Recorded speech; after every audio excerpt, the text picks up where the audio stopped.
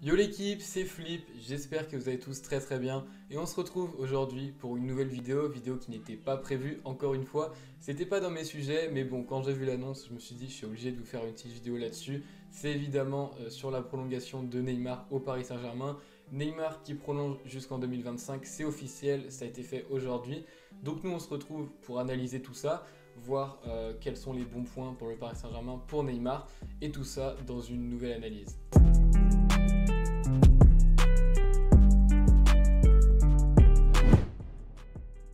Alors on va donc découper cette analyse en deux points.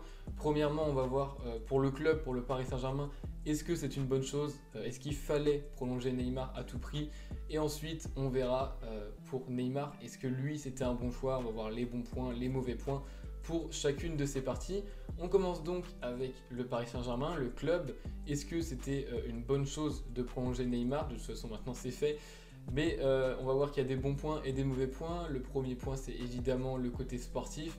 Du côté sportif, t'as Neymar qui est arrivé il y a déjà 4 ans, qui a été en demi-teinte, j'ai envie de vous dire. C'est-à-dire que c'est certes un énorme joueur, c'est un joueur de classe mondiale, l'un des meilleurs actuellement, même si t'as toujours Ronaldo, Messi, Lewandowski, des joueurs qui sont peut-être un petit peu devant lui, et encore Lewandowski, ça stat. Mais c'est un joueur qui évidemment fait partie des tops mondiaux, donc l'avoir dans ton club, ça reste une opportunité, ça reste une chance surtout. Et malgré ça, on a été à moitié servi par Neymar parce qu'au Barça, il a fait des années incroyables. On se souvient de sa triplette avec la MSN évidemment. Mais du côté du Paris Saint-Germain, eh ben, les stats elles sont qu'à moitié là et surtout dans les grands matchs il a rarement été là, c'est-à-dire qu'il a souvent été absent totalement de la feuille de match. Donc quand tu payes un joueur 222 millions d'euros, le plus grand transfert de l'histoire, il se doit d'être à la hauteur sportivement mais surtout d'être là dans les matchs parce que c'est sûr qu'il ne fera pas une grande performance s'il n'est même pas sur la feuille de match.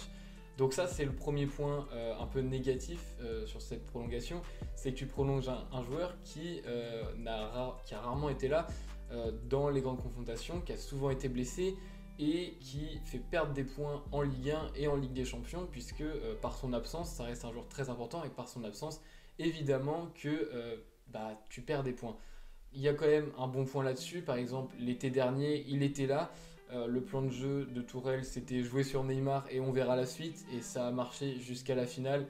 Il fait pas une grande finale, il n'était pas dedans, mais en quart et en demi, même en huitième contre Dortmund au match retour, il était là, il était présent, c'était un grand Neymar. C'était également un grand Neymar contre le Bayern aller-retour, mais par exemple là contre Manchester City, il n'a rien fait et on s'attend à avoir beaucoup plus évidemment de Neymar qui est, comme je l'ai dit, un joueur de classe mondiale. Donc en demi-teinte, d'un côté c'est évidemment une bonne chose de le prolonger parce que ça reste Neymar, il peut te délivrer un match. On pense à l'aller contre le Bayern, cette passe pour Marquinhos à 2-0, c'est pas le même match qu'à 1-0 à la mi-temps. Donc c'est évidemment une grande chose, mais c'est également un joueur qui est souvent absent, qui peut passer à côté de certains matchs. Donc ça c'est aussi un point négatif. Il y a également un point extra sportif puisque Neymar, on le sait, c'est également pas mal de problèmes avec le Barça. Il y a toujours ces rumeurs comme quoi il revient au Barça, comme quoi le Barça le veut, comme quoi il veut retourner au Barça. Alors il y a eu un été où c'était totalement n'importe quoi. Ça j'en ai déjà fait une vidéo, c'est lié aux médias catalans, aux médias espagnols en général. Qui font pas mal de une là-dessus. On n'y reviendra pas dans cette vidéo puisque j'ai déjà fait une vidéo là-dessus. Mais tu as un Neymar qui, extra sportivement, est un joueur qui n'a pas non plus une hygiène de vie incroyable. On le voit souvent poster sur les réseaux à jouer à CSGO ou à jouer à toutes sortes de jeux jusqu'à pas d'heure alors que tu as un match le lendemain. Donc évidemment que c'est pas un Cristiano Ronaldo sur l'hygiène de vie en dehors du terrain. Et on a besoin d'avoir à ce niveau-là un cadre, et c'est un cadre que Neymar n'a pas, ou qu'il a peut-être de plus en plus, mais en tout cas qu'il ne l'avait pas au début, et surtout qu'il ne l'avait pas l'année dernière. Encore cette année c'est compliqué, et ça c'est également un point négatif. Sur le côté extra sportif, il y a quand même un point positif, c'est que tu signes Neymar, tu as les ventes de maillots, tu as les droits TV, ça c'est quelque chose qui sont très importants pour le club. Alors certes tu prolonges Neymar, une chose qu'on n'a pas dite c'est que son salaire ne bouge pas, il reste à 30 millions par an. La seule chose qui va bouger c'est une prime en cas de victoire en Ligue des Champions. Donc évidemment que si tu la gagnes l'année prochaine, tu vas donner une grosse prime à Neymar. Mais à côté de ça, malgré les 30 millions que tu payes, malgré les charges patronales et compagnie, on ne va pas rentrer dans les détails, mais il y a pas mal de choses. Évidemment que ça coûte cher au Paris Saint-Germain, mais tu as les droits TV qui augmentent considérablement grâce à Neymar. Tu as la vente de maillots qui augmente également énormément. L'image du club qui se développe, ça a été une autre dimension pour le Paris Saint-Germain quand Mbappé et Neymar ont signé le même été. Évidemment qu'à l'international, ça a changé totalement l'image de ce club. Donc c'est toujours également un bon point. Il y a ça à prendre en compte, il n'y a pas que le sportif dans une prolongation. Là, en tout cas pas pour un joueur de ce standing. Donc là, évidemment que ça rentre en compte. Donc du côté du Paris Saint-Germain, moi je pense que, alors c'est aussi un avis personnel, chacun aura son interprétation, mais je pense que ça reste une bonne chose de prolonger Neymar. De toute façon, je ne vois pas quel club aurait vraiment pu le reprendre. En ces temps de Covid, tu ne peux pas spécialement te permettre d'aller chercher un transfert très haut au niveau du montant, même si Neymar est moins performant, même s'il restait qu'un an de contrat. Certes, ça aurait baissé le montant du transfert, mais ça reste quand même Neymar.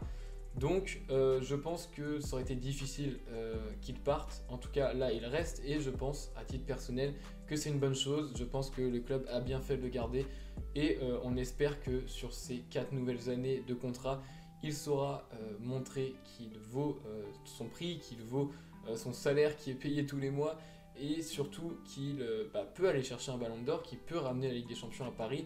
De toute façon, là, il est là pour marquer l'histoire du club, comme il l'a dit. On va donc maintenant passer du côté de Neymar. Est-ce que pour lui, c'était une bonne chose? Alors là, pareil, il y a des bons et des mauvais points. On va commencer avec les bons points. Les bons points, c'est que, évidemment, que tu restes dans un club qui actuellement est en train de devenir l'un des plus grands clubs du monde. Puisque, comme on l'a dit dans d'anciennes vidéos, ça reste un club qui vient de passer le Barça, le Bayern, donc des titans du football mondial depuis des années. Certes, le Paris Saint-Germain est là depuis moins longtemps, mais ils sont en train d'écrire leur histoire. Là, pour le coup, on ne peut pas dire le contraire, c'est une équipe qui, chaque année, s'améliore un petit peu plus. L'année dernière, on était en finale, cette année, on est en demi-finale. Il n'y a pas toutes les équipes qui font ça, le Bayern l'a fait. Sur ces 2 dernières années, le Real est un club évidemment qui sur ces dernières années est totalement historique, qui a enchaîné les finales et le Paris Saint-Germain est en train de montrer que c'est également une grande équipe, c'est également une équipe qui peut aller chercher cette Ligue des Champions. Alors c'est pas encore arrivé, mais quand tu prolonges pour 4 ans au Paris Saint-Germain, c'est évidemment que tu as pour objectif d'aller la chercher. Tu restes pas dans un club où tu ne penses pas pouvoir aller chercher une Ligue des Champions. Quand tu es Neymar, tu ne restes pas à Paris en te disant bon, je reste à Paris pour jouer la Ligue 1. Non, tu vas aller chercher la Ligue des Champions, tu penses que le club est capable de te l'apporter, tu penses que le club peut aller chercher d'autres transferts pour consolider cette équipe et aller chercher une Ligue des Champions. Donc évidemment que c'est le cas, et évidemment que Neymar reste pour ça et que c'est une bonne chose pour lui, puisqu'il reste dans une équipe qui actuellement est une top équipe en Europe et qui peut aller chercher cette Ligue des Champions, donc qui peut potentiellement lui amener le ballon d'or. Ça, à titre personnel, c'est évidemment une grande chose également.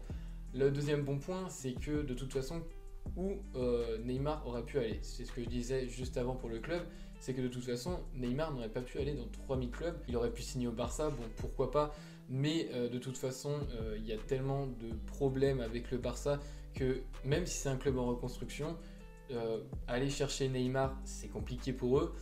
Pour Neymar, c'est compliqué d'y aller puisque de toute façon, tu ne vas pas aller dans un club qui actuellement s'est fait sortir par Paris, même s'ils sont en reconstruction. Je ne crache pas sur le Barça, c'est une équipe qui je pense reviendra au top dans les années à suivre, mais actuellement c'est un risque à prendre d'aller chercher Neymar, et surtout Neymar c'est un risque à prendre d'aller dans un club qui actuellement est en dessous du Paris Saint-Germain, et je le dis clairement, le Paris Saint-Germain a une équipe plus solide à l'heure actuelle, un groupe plus solide, même si, comme je le dis, le Barça va revenir sur ces prochaines années. Actuellement, je pense que Neymar a fait le bon choix en restant au Paris Saint-Germain. Et de toute façon, j'allais dire, il y a quand même quelques points négatifs, mais j'en vois pas tellement pour Neymar. Je pense que là, c'est clairement la meilleure option pour lui. De toute façon, il n'y a vraiment pas d'autre option pour lui. Le retour au Barça n'aurait peut-être pas été la meilleure chose pour lui, comme je le disais. Donc je pense que c'est la meilleure option pour les deux parties. Et c'est pour ça que je suis très content aujourd'hui de voir Neymar prolonger au Paris Saint-Germain. On espère qu'il pourra apporter cette Ligue des Champions au Paris Saint-Germain. On espère qu'il pourra encore une fois montrer tout son talent et qu'il ne s'arrêtera pas en demi-finale l'année prochaine. C'est tout ce qu'on peut lui souhaiter, c'est tout ce qu'on peut souhaiter au club. Donc voilà, je suis très heureux de voir Neymar prolonger jusqu'en 2025, c'est une très bonne chose. On reviendra sur la prolongation d'autres joueurs au Paris Saint-Germain, puisque l'année dernière j'avais fait une vidéo sur les prolongations de fin de contrat qui était très intéressante, on l'avait fait avec Romain à l'époque, et je pense qu'on pourra refaire cette vidéo. Alors quand je dis on, c'est pas spécialement avec Romain, mais je pense que je pourrais refaire cette vidéo parce qu'il y a pas mal de prolongations de contrat, c'est une chose très importante. A noter quand même que cette année le Paris Saint-Germain a pris les devants par rapport à l'année dernière où on s'est retrouvé avec plein de fins de contrat. Là on a Di Maria qui a prolongé, Bernat qui a prolongé, Pembele qui a prolongé, je ne sais même plus qui, mais Neymar a également prolongé, Kimpembe a prolongé, Marquinhos a prolongé. Donc cette année c'était vraiment une belle année niveau prolongation. On a un effectif et un groupe qui est en train de se créer, des joueurs qui vont être sous contrat pendant un petit moment. Et ce groupe peut aller très loin, peut continuer. Quand on pense par exemple à une charnière Marquinhos-Kimpembe, c'est une charnière qui est encore là pour des années. Et quand tu prolonges tes offensifs comme Di Maria, comme Neymar également, c'est que tu fais confiance à ces joueurs, c'est que tu fais confiance à ce groupe. Et on a pu quelques individualités qui font une équipe. Là on a vraiment une équipe qui est en train de se créer, un groupe. Et j'aime beaucoup parce que enfin le Paris Saint-Germain est en train de se créer sa propre identité. Donc ça fait plaisir. Sur ce, je pense qu'on a à peu près tout dit sur cette prolongation de Neymar. Merci d'avoir regardé la vidéo jusqu'à la fin. Si elle vous a plu, n'hésitez pas à liker et vous abonner comme d'habitude. Rejoignez-moi sur les réseaux également. Et sur ce, moi je vous dis à la prochaine pour une nouvelle vidéo.